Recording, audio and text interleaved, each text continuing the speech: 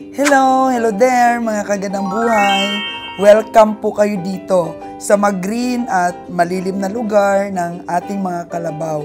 Alam nyo ba, sa pagninegosyo ng livestock, kailangang makapagpahinga ang ating mga hayop bago natin sila ibiyahe. Lalo na po ang kalabaw. Lumalakas sila kung makakalunang sila, sabi sa Bisaya. Or sa Tagalog, makatampisaw at makaligo. Mahina talaga sila sa init. Kaya gabi kami nagbabiyahe patawid ng Iloilo, diretso sa Katiklan. Kasi Katiklan lamang ang pier na nagkakarga ng hayop. Tawid ng Mindoro mga kagandang buhay ng gabi ulit, 5 to 7 hours sa barko. Pagdating sa Mindoro, pag araw na, pinapababa ulit ang kalabaw sa sapa para makaligo hanggang sa paglubog ng araw. At patawid na ng Batangas, mga 2 hours lang sa barko. At ibabiyahe na namin to Bulacan. Gabi, malamig, relax lang sila. Almost gabi po talaga ang biyahe para makaya ng ating mga hayop ang mahabang biyahe. Bago sumikat ang araw, dapat nasa area na sila malapit sa slaughterhouse dun sa Bulacan. Ang kainaman kung kakatayin po ng mabilis ang ating mga hayop, mga 3 to 4 days lang dapat.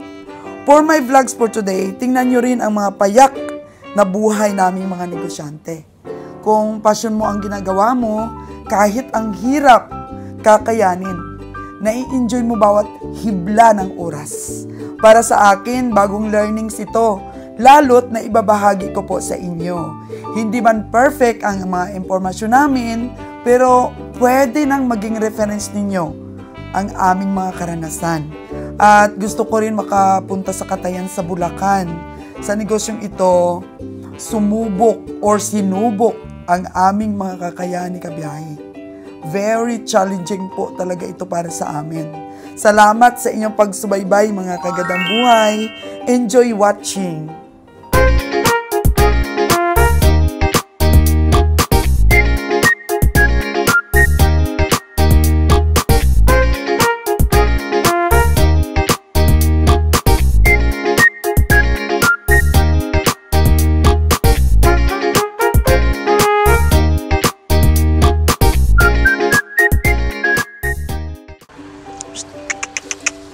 Oh, sinong bumili niyan, Lon? Ako na, 48 ni. 48? 48,000. Wow! Bakit pagdating dito parang lumaki na, ano? Oh, 48. Oh. Parang malaki na siya. Tutin, nalay pangita na. Oo, ayun yung isa. Kating isa dam, wala. 55 na. Sino nakapalit, 56. ana? Dua ni, dalawa. 106 ang dua. Katugi ambal nga, kwan? Oh, dako makay ni usa dam? 106? No. Oh, kani puro babae di ay ni? Puro babae ni. Yan, purong babae. Dako kay man ni, oh. Dako kay maya. Oh, number 33. So, bali, magkano ito? 106, dalawa ni. Oo, pero ang imo bang estimate? Ano to, 50 ni, siguro ni. Oo. So, 106, so 53. Oh. 53K, saan ang isa niyan? Ta dito ram. Oo. Ari. So, review namin yung mga napamili namin ni Nalon. Ito, 48,000 lang, oh. Lalaki na pagdating dito. Dako kay nila mo. Wala sila usab. Okay. Saan? Kani po siya ram 48 po Yung niya. partner nun. Dako ni 48 ni siya ram. 48. Oh. Ikaw po nang nagbakala na. Oh. Oh, si Nalon ang nagbili. 48 pang mataas ito, Nalon. Taas kay dam, taas kay pamaas siya dam mo na ikot bakat. Oo. Pamaas. 48,000 ito. 40,000. Di ba ito yung 55 kanina na nabili natin ng 62? Ito sa akin to. Ito, sa imo to. Oh, ito pangalawa kong kalabaw na nabili. Nung nakaraan, 66. Ngayon, ito, 55. Nanalo ako doon. 6 ni. Yung ano ba, yung marka? Marka nung nakaraan, 66. Ngayon, 55. Tapos, ang ano nito, ang presyo, 62,000. 60,000. Yan, binigay sa akin. So, tingnan natin ito. Mahiwaga ulit ang kalabaw na yan. Sigurado, panalo na ako dyan. Hindot magkano? Sabi ni Kabiyahe. Talo daw ako dito. Kareda mo yung 653. Saan? Kareda 5.3 53. din ito. Ito din nabili mo. Kambos ni. Ay, kay Boss. O kay Roger, Ang ito tinawaran ni mo 5.3. 52 ba? Gidungagan niya 1,000. Oo. Yung 52 natin natawad na tatlo tayong tumawad na hindi naman tayo nag-usap-usap. Oo. Nagkasundo tayo sa 52 na wala tayong alam sa bawat isa kung magkano. Pero gidungagan ni boss og 1,000. Oo, dugangan na lang kay para siya magdaog. Oo. Na hindi naman mabigay sa atin yung tatlo nating 52. Oo. Kaya dagdagan talaga ng 1,000 para siyang manalo sa bid. Oo. Ayun, ito, sa may daan. Kaliram? Oo. 52 ni dam, kambos ni. 52, kay 52,000, boss. Grabe naman ang memory ni Nalo, no? 52K. 52K ni. Tingnan mo, ang kapal ng puwit. Bilugan. Bilugan talaga ang katawan nito. 52,000. 52,000. O yan, kada 50. Ang tawad ko nito kanina, 50 lang eh. Oo. Pero kinuha ni boss ng 52. 52,000. Yan. Ito, pula ang balahibo. Sabi nila, pag pula daw ang balahibo, magaan daw ang karne. Ah, dili dam, dili mabasihan. Oh, dili mabasihan, no? 53 ni dam. 53 din ito. Gi 70 baligyan ni kaniya. Ha? 65. 65 ang benta niyan kanina. Nakuha siya 53. Oh, 53 ang bili natin. Mataba. Oh. Mataba ito na lon. Mataba. Ayan. So, sasama po ako sa biyahe nito sa Katayan, itong trip na ito na lon. At marami tayong napag-usapan na patakaran na bago para po sa ating maalwan na biyahe. Oh. Ayan. So, ito, number 25. Kani dam, 60 ni. Oh, 60. Sa'yo yan, di ba? Oh, malaki ang Malaki ang liig. oh, Oh, mahaba ang tindig. oh, Ito, 50. 50,000. 50,000. Memorize ni Nalon. Oh. Medyo hindi masyadong bilog yung puwet nito. Dili siya dam pero taas ang siya puwit. Taas siyang ang puwet. oh. Ayan, yung hita niya. Gagmay siya tiyan. Oo, yan ang basihan ni Nalon. Oh. May kilo lang gid siya. Ano to, lalaki? Babae. Babae, pero hindi malaki ang tiyan. Hindi malaki ang tiyan. Oo. Wala siya ginaka kuan. So, for 50,000. 50,000. Ayan, ito. Kani mo pare sa 106. Ah, ito yung Paris. Bilog ka Babae dam. din ito. Babae. So, kung hatiin natin, 53 din ito. Kuan lang siya dam patupaan ni 50 o 56. Ah, ito mas maliit. Oh, maliit pero mas Oh. mataba. So, ito 50. At saka yun ang 56. Kaya naging 106. Oh, Kasi yung aking tawad niyan, 103. 103. Adili tong laki man tong bay imuha. Ah, iba naman Kaya pala puro yun. bahay man eh. Oo. Kana mo So, ito, 53. 53 din ito ulit. Oh, 53 na dam. Ba? Oh, parang gutom ito. Parang nakita na yung tulis ng ano niya, oh. Oh. Kaya sa pagbili talaga ng hayop, wala pong sigurado. Hanggat hindi nakakatayan at nababalatan, hindi natin malalaman na, Tagas lang siya puwit. oh, tag-as. Oh, tagas lang siya. Oh, yan, 53,000. Parang maumao lang sila dito 50, oh. Oh, mamaurag barog pero laki lang Oh. ni siya, laki. Oh, ito, kaso lang lalaki ito, babae yung 50. Kani po siya Ito? 53 ni dam. Pila? 53. Oh, 53, wow. Malaki po siya. Dako kay siya puwit. Oo, dakog puwit, tapos lalaki, Baye, babae ulit. Pero hindi malaki ang tiyan yan. hindi malaki. Dili buntis. Ayan, dili buntis. Maingat na talaga tayo sa pagbili ng buntis. So, ilan itong nabili natin kanina? 12 ang kabaw, ang baka mo'y dalawa. Dalawa. Oo. Ayan. Yan po ang napamili namin ni Nalon. At ano ba, Nalon, para sa'yo itong ating bagong sugahan? Ating bagong pahingahan ng mga kalabaw. Okay ba? May palay pa, oh. Okay kaayo dam. Kay bugnaw siya. Ya, Maraming kahoy. may tubig pa. Tapos na itubig. Oo. Yung may palayan doon, mga kagandang buhay, hanggang pag-ani na lang yon. After na maani nila, sa atin na. Ayan, yun, oh, sobrang daming puno. Dami. Oh, Bugnaw sa meron kalabaw. pa kay Mito dito, oh. Yan, puro mahugani yan.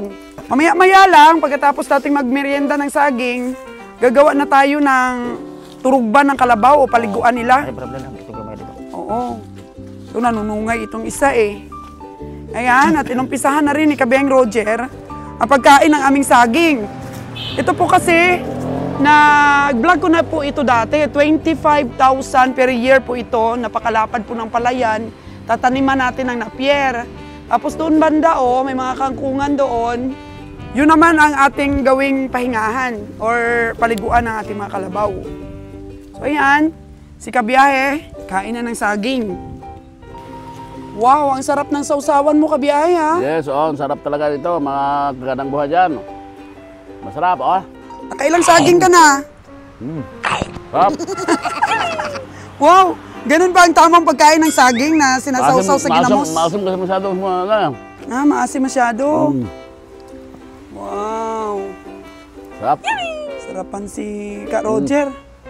Oh. Wow. Sige, kakain din ako niyan. Parang naglalaway na ako sa kakatingin sa'yo. Kain. So, ayan po mga kagandang buhay, ang ating merienda. Saging. At napakaganda po araw-araw na mag-camping. Saging. Kain. Ganito po kasaya ang buhay namin dito habang namimili kami. Kain saging, oh, produkto na ito ng 25,000 na renta natin dito. Umaani na tayo. Ilang ano na ba? Ilang saging na napatumba mo. Sa saging pa lang, bawi na tayo sa 25,000 na loan, ano? Huwag mo sabihin ganyan, baka bawiin yung lupa. Tapos meron ka pang kahoy na malaki. Pinalagari. Wow. Tapos may nakuha pa kami pang gulay. Ay, ayos na ayos ito. Kain po tayo, mga kagandang buhay.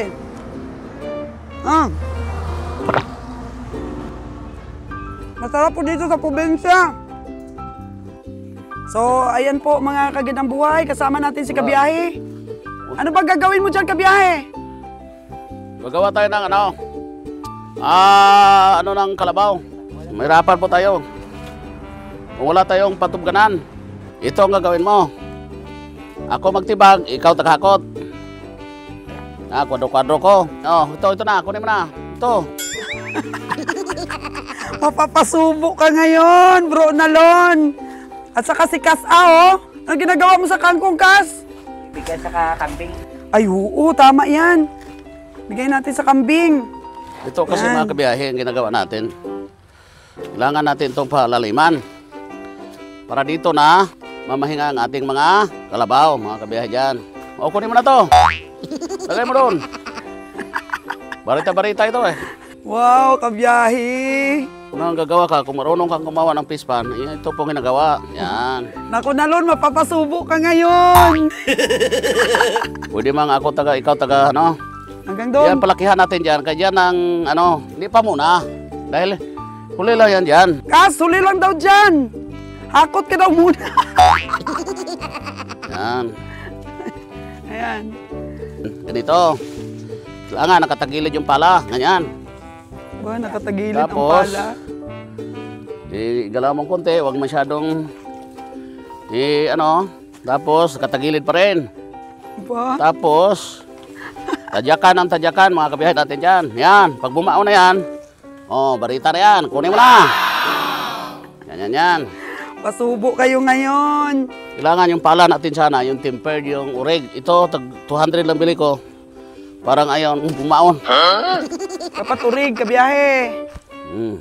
Kaso lang, kailangan mabigat-bigat ako, babaon talaga siya. Dahil ako po ay nagtitimbang po ako ng 98 kilos. Ito po si Kas, aking pong pinsan. Ayan, ganito na po siya katanda.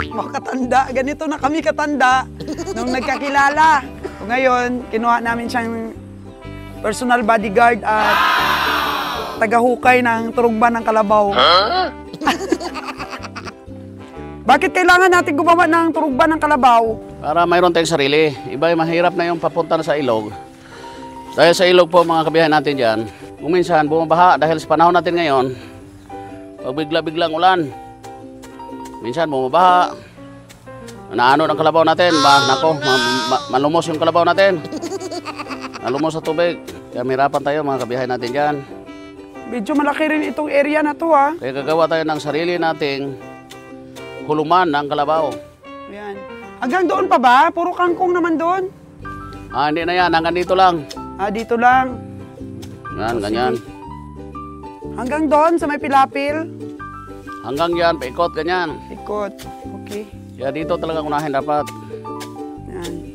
Marunong si Kasa. Marunong yan si Kasay. Matanda na kami nagkakilala. Pareho yung apelido namin. Dalo dito pala, Lon. Lon, huwag kang magtago dyan, Lon! Kumuha ka lang pala ng pala. Kala ko nagtago ka na, Lon, eh. Tapos, ang ganito natin dyan, ganito na. Ang gagawin natin, palaliman. Ganyan. O, wala nang damo. Ito nang gagawin natin ngayon. Medyo madulas ang pala. Tapos ganyan. Yan. Hirap talagang bumaon, pero talagang babaon yan. Dahil mabigat po ako eh. Pati paghukay ng turugban ng kalabaw, kailangan pang itsutor. Yan, ganyan yan. Yung kalabaw kasi mga kagandang buhay, kailangan talagang makaligo eh. Sumisigla sila at bumibigat. bumibigat. Tama. Ganyan. Tapos dito pare, dito. Kwadrado dapat para medyo malaking. Yan. Yan. Panulon. Galing-galing ni kabiyahe ah. Kanya, isang daan kang ganyan. Kasi matira dyan. 100. Ilan ako? Nakasampu na ako. Ganyan. O di may 90 ka pang gaganyanin. Oh, grabe. Grabe daw sabi ni Nalon. 90 pa. Nakailan ka ng barita, Nalon? Apat. Apat, tapos kabila. May 96 ka pa. Oh no! Patay ganyan. Hindi naman yung mamatay. Papagod lang. Yan, pangilan na ito. Pang-12 na. Yan, malaki. Kasama po dito sa nire-rent namin, 25,000, napakalawak po. Gagawa tayo banda dun sa may kalsada ng parkingan ng dalawa nating malalaking truck. And then ito, mga saging, ang dami na, nakakaprodukto na tayo. Mangga, at mula doon, mga kagandang buhay, nakita nyo yung palay na yun? Sako pa po yun. Hanggang doon, bandas may saging din na yun, at hanggang doon, tataniman po natin ng napier yan, hanggang doon po sa nakita nyong bakod na yun. Ayan, ganun po siya kalapad ang ating nire-rent ng 25,000 a year. So kailangan na talagang makultivate ito, makaligo dito ang kalabaw. So, pwedeng-pwede na. Halimbawa, 2 oras yung isang kalabaw na maligo. Yung isa naman. So, ito pagkasyahin lang po natin ito hanggang dyan. Hanggang dyan po, mga kagandang buhay sa may pilapil na yan. So, ganun po ang mga preparation din na ginagawa ng mga bumibili ng mga kalabaw dito, mga kagandang buhay. May sarili po silang paliguan. At saka, pagka meron tayong sariling paliguan, hindi na nga tayo pupunta dun sa ilog. Consumable ng time po at napakadelikado pag sumama po ang panahon. Tama po si Kabiyang Roger. At dito naman sa malawak na to na taniman ng palay, kung mataniman natin ito ng napier, hindi na po kami pupunta kung saan-saan po para kumuha at maghanap ng mga nagtatapas ng tubo, para po magkuha kami ng kumpay, bumili ng kumpay. Sa gas pa lang po, ang layo ng aming kinukunan ng kumpay ay talagang expenses po na malaki. Tapos ito po, napaka-convenient, napakalapad po niyan, at saka mabilis lamang po tumubo ang napier. Halimbawa pong ma-harvest natin, bibilang lang po tayo ng 1 buwan, ganyan, tubo sila ulit. Dito, kukuha tayo ng bayabas o may mga hinog. Ayan, nabusog po ako ng saging. Ito may mga bayabas, ayan, hinog na po ito oh. Ayan. So, kuha tayo. Ganon. So, sa biyahe po na ito, mga kagandang buhay, abangan po ninyo dahil pupunta po ako ng Marilao, Bulacan para po ma-meet up ko ang mga taga-Katay natin at saka maghanap po tayo doon ng matitirahan ng ating mga tao at the same time, maano talaga natin, masettle lahat kung ano mga kailangan doon at doon na tayo magbe-base talaga ng ating katayan. Sarap. Doon ang destination lagi ng ating mga katay, mga kagandang buhay. O kailangan lang po may manager tayo sa katay natin para ma-centralize po natin ang inventory. May nag-manage po talaga. So ayan po mga kagandang buhay, ang aking update. Tungkol naman po doon sa binabalak natin pag-alaga ng baboy. Tingnan natin kasi paggawa tayo ng bagong kulungan. Kaya i-update ko rin po kayo ulit. To complete our vlogs for today, mga kagandang buhay, ang atin pong mga cowboys ay nagkumpay. Naganap po sila ng patdan ng tubo. Ayan po, tubo po yan mga kagandang buhay, kaso lang medyo laya na. Ayan. Pero kinakain pa rin po siya ng kalabaw. Oh, di ba? Sarap na sarap at gutom na gutom ang ating mga kalabaw. Pero kung meron po tayong napier, mga kagandang buhay, mas fresh pa po talaga ang magiging pagkain ng ating mga kalabaw dahil po pagkuha natin, bigay na natin kaagad sa kanila. So sinubukan po nating isreader, mga kagandang buhay, ang tubo at hindi po sanay ang ating mga kalabaw at baka, hindi po nila kinakain kapag pinadaan po natin sa shredder. Kaya ang shredder ko pong binili ay hindi ko po nagamit. So ito, pag binili na po natin ito, mga kagandang buhay, ay mahal na po ang isang bangan o isang bugkos. Pero ito po ay kinumpay lamang ng ating mga tao. So sila doon ang naghanap doon sa tapasan mismo ng tubo. Ayan, so nakakatipid tayo para po imbis na ibili natin ng kumpay, ay atin na lang pong bili na pagkain at pangsweldo po sa kanila. Ayan. So ayan, ang mga kalabaw natin kain agad. O, tapos painumin natin sila ng tubig, mga kagandang buhay. So ayan. Busog po ang ating mga kalabaw nito. Kabiyahe, oh. Meron tayong bisita doon sa likod, oh. Asawa ni Alan. O, ayan. Kaya pakitang gilas naman si Alan. Kunwari, masipag. Ito ang asawa, nakatingin eh. Diba? Pero ayaw mag-honeymoon si Alan. Sabi ko, punta siya doon sa Boracay. Oh, Disyembre daw talaga. Napakatigas.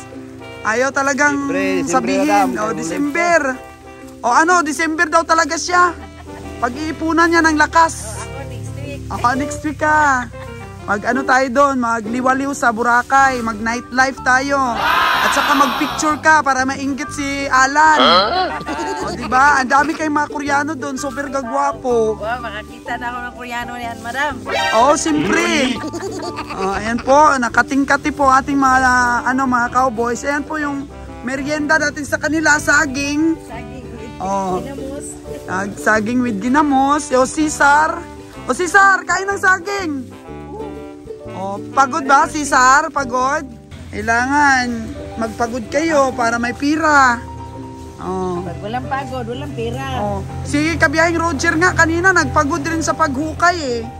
Nakalimang nakalimang paghukay. 5 lang. Tapos, hinakot ni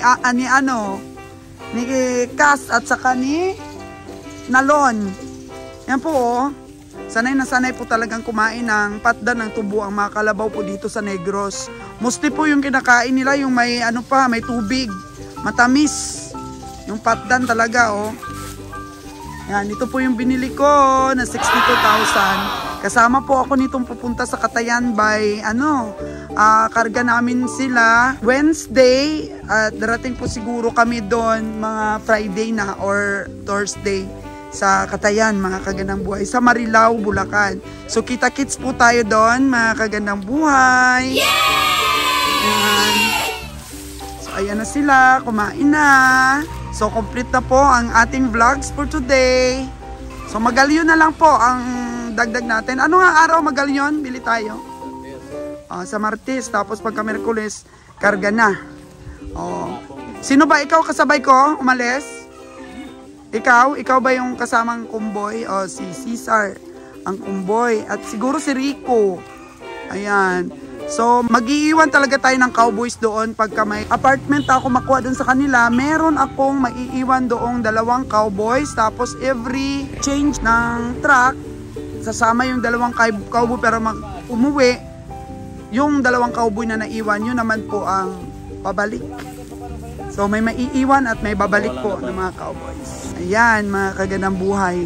Para may sasalo po ng ating biyahe doon, na ating truck, para makakarga agad ng backload natin. Kasi maghahanap si kagandang buhay ninyo ng backload. It's either biscuits or chichirya po na notri. Kasi kahit dito po sa Negros, kung sino pong gustong umorder ng mga 3 products, Mubi, Caramel, Mubi Choco, Richie, Piwi, Cheesette, at iba't iba pa na pwede nating maikarga sa ating backload, mga kagandang buhay. So that's it for tonight. Kasi tonight na madilim na, mga kagandang buhay. Thank you for watching.